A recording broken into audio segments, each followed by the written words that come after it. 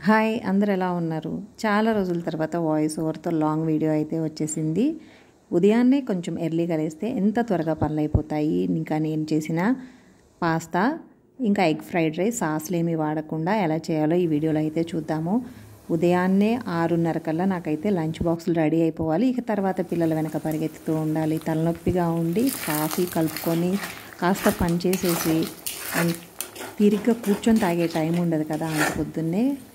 But తప్పక తలనొప్పిగా ఉండి మెల్లగా తాగుతూ ఇలా పని చేసుకుంటూ ఉన్నాను. ఫస్ట్ రైస్ బాయిల్ చేసేసి పెట్టాను. ఇంకా ఎగ్ ఫ్రైడ్ రైస్ కోసం ఎగ్లో ఉప్పు కారం పెప్పర్ వేసి ఆమ్లెట్ లాగా తీసిన తర్వాత అది తీసి పక్కన పెట్టుకొని కాస్త ఆయిల్ వేసుకొని అందులోనే క్యాబేజీ, క్యారెట్, స్ప్రింగ్ ఆనియన్ ఉన్నాయి ఇంట్లో. స్ప్రింగ్ ఆనియన్స్ 20 days బ్యాక్ ఊరు నుండి డైరెక్ట్గా పొలంలో నుండి తెచ్చినాయి. ఎంత చక్కగా ఫ్రెష్గా స్టోర్ ఉన్నాయి.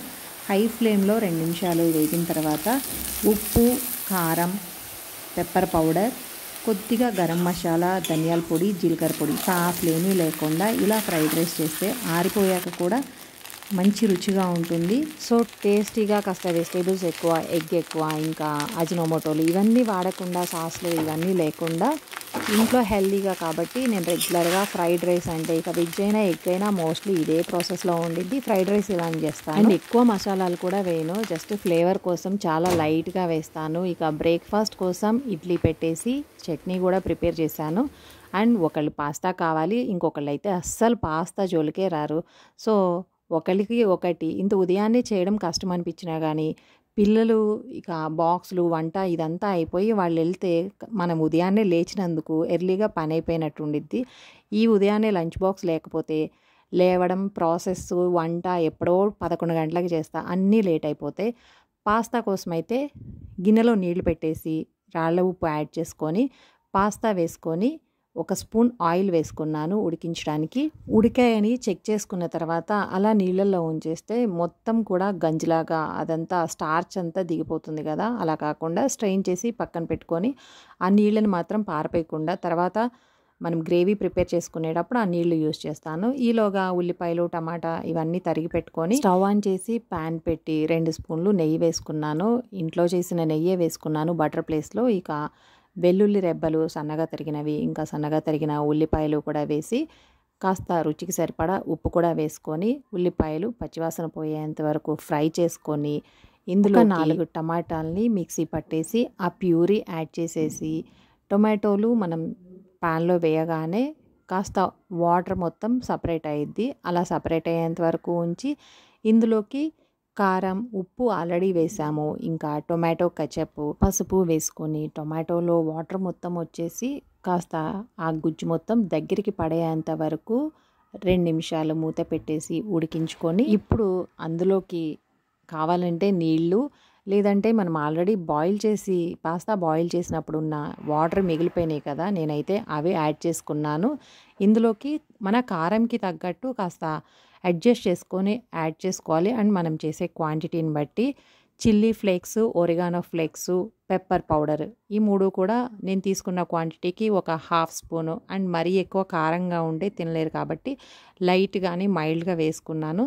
ఎక్కువ స్పైసీ ఉండదు. వాటర్ కూడా వేసేసుకొని కొంచెం దగ్గరికి పడేంత వరకు ఉడికించుకొని ఇప్పుడు బాయిల్ చేసుకున్న పాస్తాతో పాటు కొద్దిగా చీజ్, మొజరెల్లా చీజ్ ఉంది, సో ఆ చీజ్ కూడా వేసేసి మూత పెట్టేసి 2 నిమిషాలు మగ్గిచ్చేస్తే ఆ చీజ్ కూడా మెల్ట్ అయిపోయి మిక్స్ అయిపోతుంది. ఇక వేడివేడిగా సర్వ్ చేస్తే మాత్రం చాలా రుచిగా ఉంటుంది. ఇంకా కొంచెం ఎక్కువ టమాటాలు వేసామంటే చూడ్డానికి కూడా ఎర్రగా ఎక్కువ గ్రేవీగా కనిపిస్తుంది. ఇలా తక్కువగా ఉంటే మాత్రం వేడివేడిగా అయితేనే బాగుంటుంది. చల్లరాకి తినాలి అంటే ఇంకొంచెం టమాటా గ్రేవీ ఎక్కువ ఉండేటట్టు చూసుకుంటే సరిపోతుంది. నాకు ఈ మధ్యలో మళ్ళీ దోమలు కొట్టుకోవడం సరిపోయిద్ది. ఎందుకంటే మా ఏరియాలో ఉన్నంత దోమలు మొత్తం డోర్లు బిగించినా కూడా ఫుల్ దోమలు ఉంటాయి. పగలు కూడా కొట్టుకుంటూ వంట చేసుకోవాల్సిందే. ఇక పిల్లల్ని పంపించిన తర్వాత ఏదో తగ్గిపోతామో సన్నగా అయిపోతామని కాదు, కానీ ఈ వింటర్ 3 months ఆ చల్లగాలికి బయటికి వెళ్ళలేక అలా ఉండి ఇంట్లో 4 గోడల్లో ఏదో జైల్లో ఉన్నట్టే ఉండిద్ది. ఎప్పుడో పని ఉండి బయటికి వెళ్తాం కానీ రెగ్యులర్గా వెళ్ళాం. జస్ట్ ఇంకా కిందకి దిగేది అంటే పిల్లల్ని బస్సుకి ఎక్కించడానికి, మళ్ళీ బస్ నుండి తీసుకోవడానికి మాత్రమే. ఇక మధ్యలో దిగం కాబట్టి ఇప్పుడు కొంచెం ఒక 1/2 hour కాస్త రిలాక్సింగ్గా ఉండిద్ది. అండ్ మనకి కూడా డే అంతా కాస్త యాక్టివ్గా ఉండిద్ది. ఒక ఒక హాఫ్ అన్ అవర్ అలా బయట చల్లగాలికి వాకింగ్ కానీ వెళ్ళడం వల్ల అని ఒక హాఫ్ అన్ అవర్ వాకింగ్కి వెళ్తాను. అది కూడా మా ఏరియా కాలనీలోనే ముందుకి వెనక్కి తిరగడమే, అన్ని లైన్లు కవర్ చేయడం. లేని చెట్టు అయితే ఉండదు. మనకి రెగ్యులర్గా కావాల్సిన చెట్లన్నీ కూడా ప్రతి అపార్ట్మెంట్ బయట గోరింటాకు, పూల చెట్లు, కంపల్సరీ గోరింటాకు, మందార చెట్టు, పూల చెట్లు అండ్ మామిడి చెట్లు ఇవన్నీ కంపల్సరీ ఉంటాయి. ఇక కరోనాలో వచ్చిన అలవాటు డోర్ డెలివరీ మా లైన్లో ఎప్పుడు ప్రతిరోజు పొద్దున్నే ఇలా సరుకులు డెలివరీ చేయడానికైతే గ్రాసరీస్కి అలా ఆటో వచ్చింది. మొత్తం కాలనీలో అన్నిటికంటే ఎక్కువ మామిడి పూత వచ్చింది అయితే ఈ చిన్న చెట్టుకే. అది మొత్తం కూడా కాయలు అయిపోతే మాత్రం ఉన్న కొమ్మలు ఆకులు కంటే కాయలే ఎక్కువగా ఉంటాయి. ఇంకా అన్నీ పూత అయితే స్టార్ట్ అయిపోయింది. కాలనీ మొత్తంలో చాలా మామిడి చెట్లు ఉంటాయి, అన్నిటికీ స్టార్ట్ అయింది, కానీ ఎక్కువగా ఉంది మాత్రం దీనికి ఒక్కదానికి. సో అలా చిన్న చిన్న రోడ్లే ఫ్రంట్ మొత్తం ఆపోజిట్ లైన్స్ మొత్తం కూడా కలిపి ఒకటే లైన్ అయితే ఓవరాల్గా ఒక 10 లైన్స్ ఉంటాయి. పెద్ద ఎక్కువ టైం ఏం పట్టదు. ఆ 10 లైన్స్ ఇలా చెట్లన్నీ అబ్జర్వ్ చేసుకుంటూ, ఎవరో కంది చెట్టు కూడా పెట్టారు, చక్కగా కందికాయలు కూడా వచ్చేసినాయి. ఇలా మొత్తం చూసుకుంటూ వాకింగ్ చేస్తే టైం పాస్ కూడా బాగా అయింది. ఇక్కడ మాత్రం కుక్కలు బాగా రెస్ట్ తీసుకుంటున్నాయి.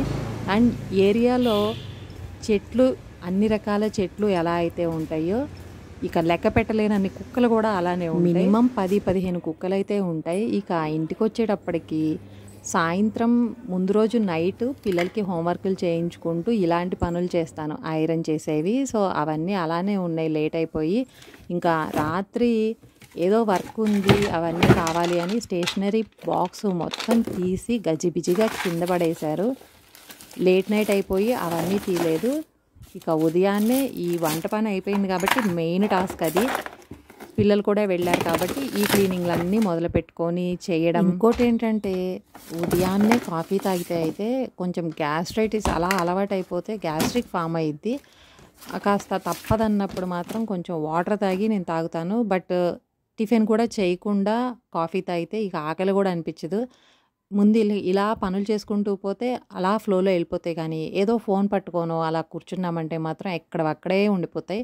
అందుకని వాకింగ్కి వెళ్ళి రావడం కాస్త యాక్టివ్గా చేయగలం కాబట్టి ఇంత పని చేసినా కూడా మ్యాక్సిమం 10-10:30 కల్లా అయిపోతుంది. ఇక మెయిడ్ ఎలాగో లేరు కాబట్టి ఎర్లీగా లేస్తే మాత్రం ఇదొక అడ్వాంటేజ్లా. అండ్ వీక్ డేస్లో కొంచెం ఫాస్ట్గా పనులు అయిపోతాయి. అదే వీకెండ్ లేట్గా లేస్తే మాత్రం సాయంత్రం వరకు చేస్తూనే ఉండాలి.